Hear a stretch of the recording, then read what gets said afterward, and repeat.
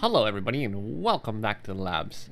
I am Towsty and thank you for joining me here on another episode of Infinity Labs Season 2, hanging out on our Resident Raz-ish server. Hanging out here on our relocated solar evaporation tower platform. Wow, expanded some. Not sure what happened to the camera there just now.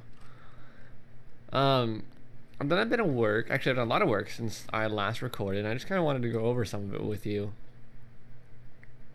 before I got any further. This is probably the last time you'll ever see these towers. Not that I'm not going to use them, but it's such a pain to get over here. So, if you remember a few episodes back, ooh, hit my mouse. A few episodes back, I mentioned that the towers had a bit of an issue in our version of Mechanism, which granted is kind of outdated, but it may still exist, where it could cause your game to lock up to the point where you have to force close it. That kind of only happens sometimes. So on the way out here and a couple times last night when I was working on these, it did happen. So I'm tired of coming out, and I really wish I ran out of quite a bit of time this morning trying to get this game back up and running after this crash. So this is the last time I'm going to see this, but I wanted you guys to see it because I have expanded it. Originally it was just these 4 that were here, or 5 maybe. It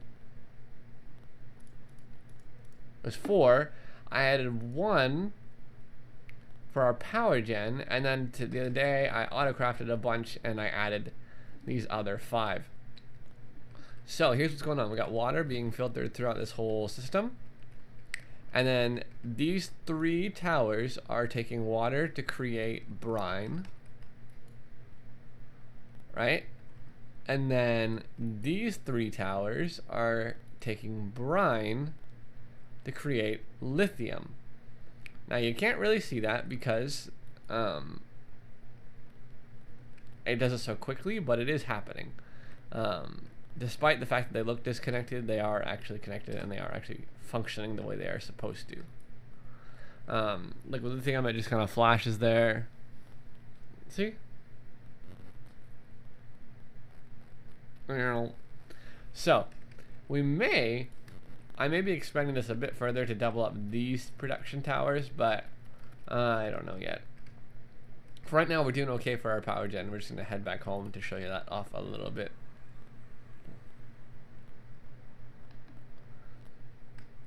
Power gen. Now, I'm going to guess that all these are not still running all the time. And if I right click on them, the beacon will go away, but I don't really want that because this is pretty much full. That might give you a bit of an idea of how long it's been since I last recorded. It's been a few days. But because this is running this has been running really well for us, I didn't really have to worry about that filling up at all. And for right now, though, the reason I expanded is because I wanted to increase this the production of this system to build up a surplus, because I've increased the injection rate to 4. Now it was at 2 and it can only be even numbers, but we're coming out at 400,000 RF per tick. And this has not technically built up a surplus yet, but these guys are always full of lithium. These ones are not so much full of lithium. That might be because somehow they have tritium in them, and I'm just now realizing that. So we are going to have to do something about that for sure. In fact, let's just fix that right now and see if that's part of our problem. I've been trying to figure out why these are not filling up with lithium. Let's just see. I hate these solar thingies are just not... Ugh, they're so frustrating. Why do these have tritium in them? Alright, let's take some gas tanks. I don't think I have a spare, do I? No, I don't. Let's go make one. Whoop, whoop, whoop.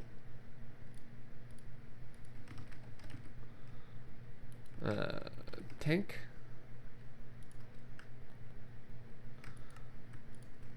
I've been trying to figure this out for a couple days, and I never really thought to hover over this bar.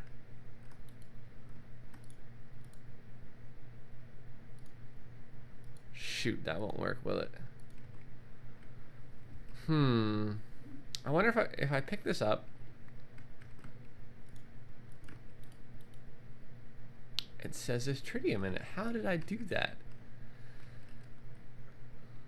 Well, I'm gonna have to figure that out, because that means these aren't actually doing anything, and they haven't been doing anything, which means that these are running full tilt.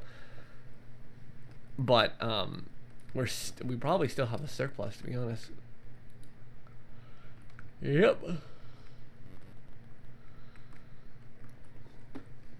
So it's not that big of a deal. That's a little frustrating. And then the other thing that I've been working on, I'll fix that off camera, is some updated ore processing. So this beast has really been interesting. So I came over here today and I noticed that my what's it called? Hydrogen chloride production system. This was all hydrogen chloride, right? I noticed that it was empty for some reason. Somehow water got into this electrolytic separator, sorry, and obviously stopped working, and I couldn't figure out what was going on. There was water in it. So I've changed that system quite a bit, and there's a reason there was water in it, but I'll explain that in a second. So we let this run dry, and that's kind of a problem. Unfortunately, are you serious? Sapphire can go in this thing? To what avail? Wow, I had no idea. There's no point in that. Anyways, how much sapphire do I have? Wow. Okay. So, anywho, the reason or how water got in here to begin with is because I have water being pumped in now to this piping system underneath, which means water can come along, and it's all sort of based on what items can and can't go into is based on my configurations, right?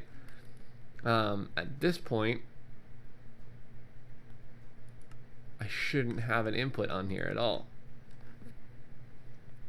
but the only option for items is to come into here or into these machines, right? So unfortunately, that meant water could get into here if we ever had a lower production of brine. And for a long time, when we were sharing our production over here, our brine production, we did have a shortage of brine.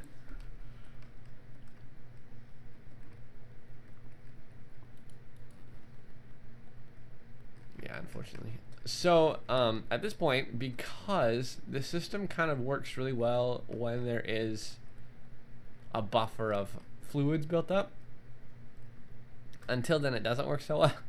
But because of that shortage in brine, we're kind of having to start from scratch with our process. Well, not exactly from scratch. If you look at our ores, we don't really have any in the system.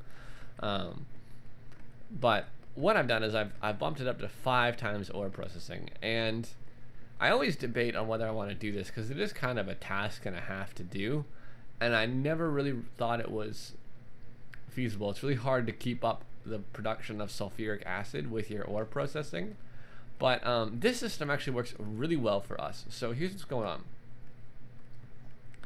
In order to get your 5th tier, so for each ore you produce 4 ingots from here you produce 5. In order to get this 5th one, you need to have a chemical dissolution chamber that takes sulfuric acid and an ore, like this, right? Like tin ore, and it turns it into tin slurry. So it turns it into this liquid. From there, the liquid comes out, and so the slurry is a gas. Comes out, and it gets cleaned with this water and a chemical washer. Not sure how you clean a gas with water, but hey, it works. Then that clean slurry comes out and gets turned into these clusters, which should not be able to go out there, but that's okay. When you have these clusters, the clusters can then come out and go right into the factory. Now, that's how that's happening.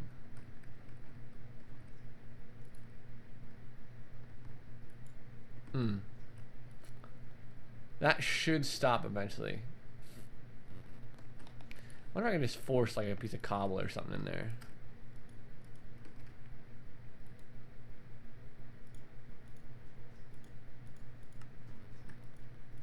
Nope.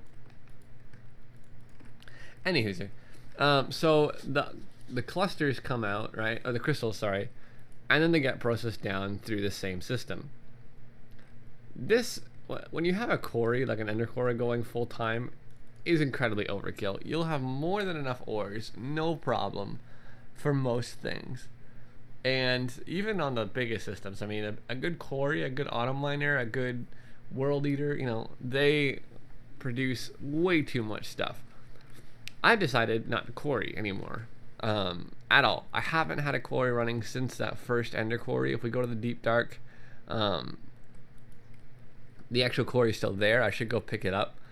At least I think it's still there. Yeah, this is all still here.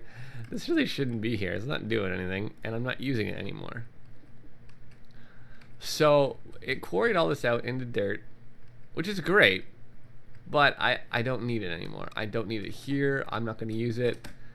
We're done with quarrying. This is going to be the first world where I only do really one quarry.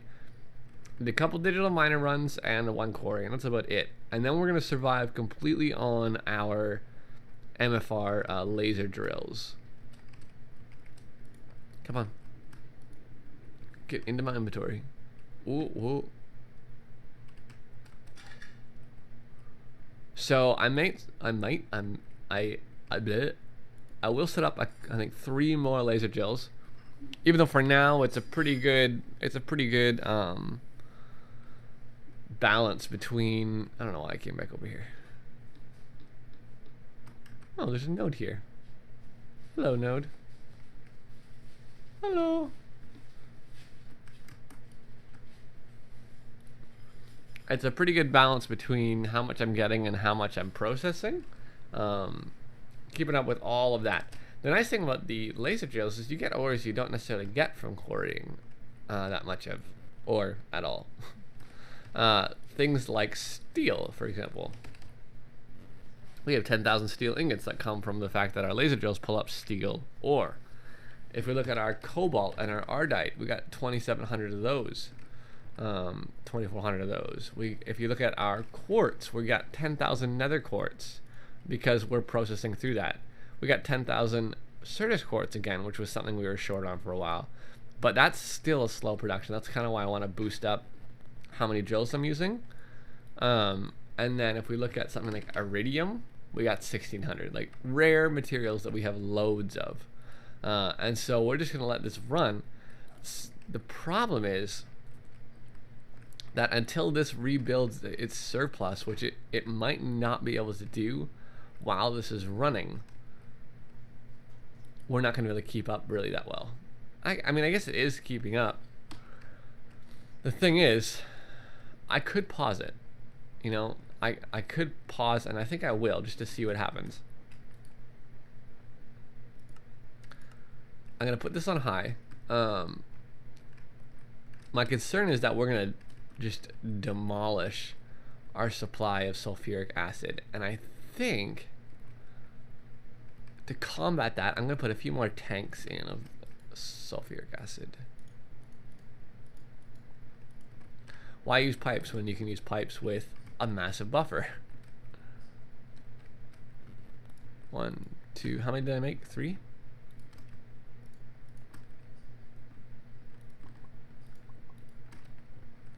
So why don't we let that build up as well? Then these guys will run. And here's how to get sulfuric acid. NEI can be a little tricky to look it up, but once you're in one of these machines, I really just recommend you make the chemical infuser. Once you're in the chemical infuser, you can look at the recipes, and you can see the sulfuric acid. Sulfuric acid requires sulfur trioxide and water vapor. Water vapor is easy to get. It is simply water in a rotary condensator set to decondenstrate, and you can see that it'll fill up water vapor like a so. Piece of cake, right? Pump that out as a gas into here. Then you create a chemical oxidizer. So wait, sorry, that's the water vapor. Then the next piece that we need is the sulfur dioxide, which is pretty easy to get. You get sulfur dioxide from sulfur in a chemical oxidizer, which is what we're doing here. And basically all I've got going on is I have a ore export bus set to export sulfur. So right here we've got, oh come on zombies. So we've got this ore dictionary export bus set to export dust sulfur. These barrels are linked, and this just pulls sulfur and drops it into our chemical oxidizers, which then get gassed out and put into a chemical infuser with oxygen. So sulfur, wait, what are we making here? Sulfur dioxide and oxygen, which we're getting from our electrolytic separator and water. Oops, hold on. Sulfur dioxide and oxygen equal sulfur trioxide, which we put in with the water vapor makes our sulfuric acid. Stumbled over that a little bit, but we got there eventually. Sulfuric acid, you just pump on over and put your ores in, and boom, liquid ore slurry.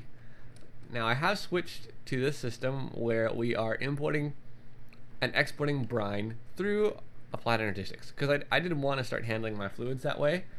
Something really nice that I added, I didn't really realize it was going to work this way, so let's look up our buckets. Oh, apparently I took it off. Fluid, autofill, there it is.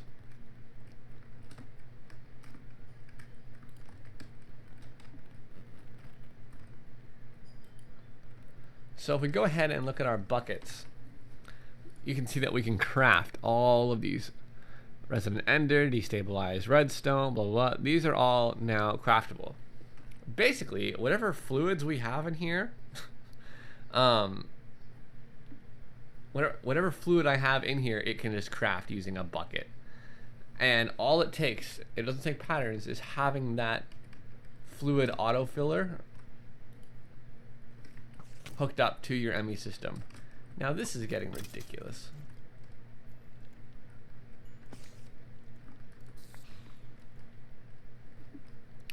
Yeah, so that's literally all it takes. So we're just pumping our brine in through there, and if I wanted to, I could start bucketing up other things. That's a really nice feature. Let's just dump out some of this.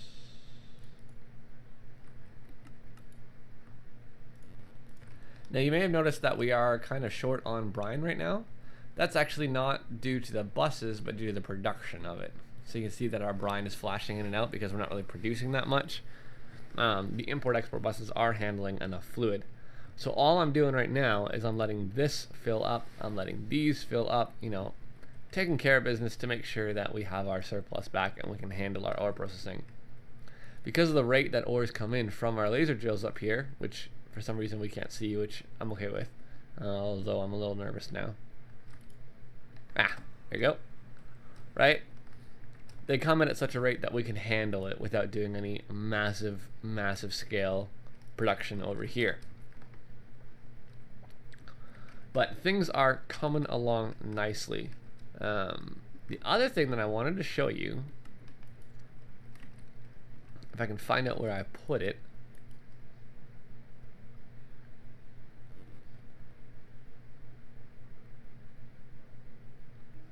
there you are, Terra Shatterer, rank SS. So, this has been a bit of an adventure. I had the rank S charging for a very long time. And a lot of people mentioned different ways to speed it up, to use Technomancy to generate mana with RF. That wasn't something I wanted to do. I wanted to see how quickly I could charge it with Botania mana stuff. And my mana setup has not been hugely powerful. It works really well for me, but I mean, for charging a Terra Shatter, it's a little weak. What I did is I took our atomic multiplier and I copied a ton of overgrowth seeds. Used huge amounts of energy to do it. Right? So each one is like 100 million RF to copy 1 to 4 to duplicate it. This system... So, anyways, we had a lot of lag. Let's start where I need to start. We had a ton of TPS lag on the server, and we couldn't figure out what was going on. And this happens from time to time. Usually it's something stupid that one of us forget to turn on or off, or we figure out a little issue here and there. Overall, it's been pretty good and pretty easy to hunt down. We couldn't figure out where it was coming from. In that process, we used Opus to forcibly kill all the dropped items, even though we do have Lagbegon doing that for us. So if you've run a server and that makes sense to you, then you'll understand. If not, it's just we used utility to make sure everything was cleared out of the world that was sitting still. That unfortunately included my Terra Shatterer, which was charging. Now, what I did is I spawned back in a Terra Shatterer rank S. And the Terra Shatterer rank S spawned in to a rank SS took about an hour as opposed to several days. But that was after I upgraded all of my Endoflames with Enchanted Soil. Right? The Enchanted Soil doubles the rate at which they produce mana. So you take the Overgrowth Seeds, which I have 58 of still. You right click them on the soil and it turns them into that, and it doubles the generating power of a flower. That's pretty cool. That's pretty insane, actually, right? So it works really, really well. So why don't we go test out our SS Terra Shatterer? The other thing I did is somebody recommended that if you craft it with an Elementium pickaxe, it would get better at digging dirt. Now, I haven't really noticed an increase at it digging dirt, but none the same, I could in fact craft it with that Elementium pickaxe, and now it has this fancy pink edging on it. So why don't we go to the Deep Dark Works, I guess. Let's say the Lagtastic Overworld, but no, this is probably a bad example. Well, that's fine. So why don't we dig down a little bit, and let's get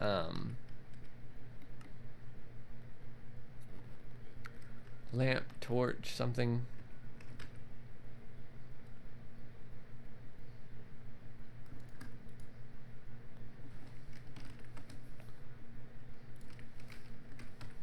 Torch, there we go. Just so you guys can see. I know it'll be dark, and it won't really have the right effect at that point. So, the Imbue tool, pretty much click, click, click, like insta-mines, right? That is also pretty much insta-mining. So it's a pretty good, competitor. The reason I don't use it as my main pick is while I'm sitting on the ground, it insta-mines. While I'm flying, it takes the whatever the penalty is for flying while mining. The Imbue tool does not. It does not take a penalty while flying. So here is the Terra Shatterer turned on. It's a pretty huge area. It's pretty massive. Just try that one more time. Wrong thing. Alright, so you get a bit of an appreciation. 1, 2, 3, 4, 5, 6, 7, 8, 9 by 9 by 1. Then you go into your storage module, you whip out a Ring of Thor, and you throw that puppy on your baubles.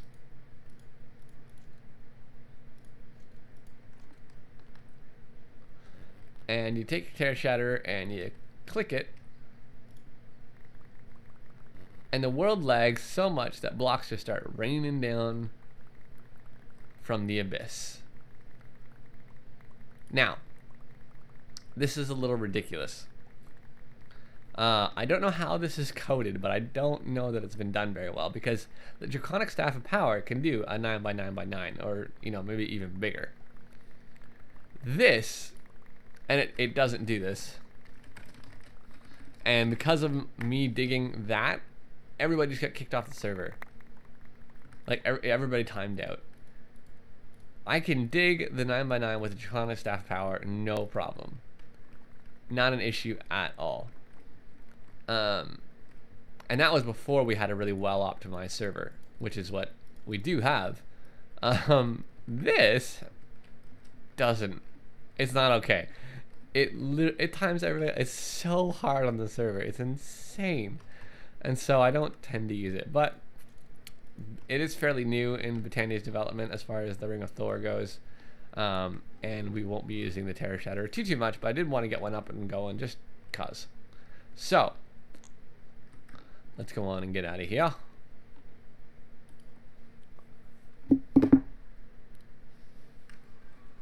So those are the different things that I have been working on. I think I'm gonna start a bit of oh, my cobble gen. Let's check this out real quick. I moved our crafter over to here. So I didn't ever really show you guys this, but let's just clean some of this up.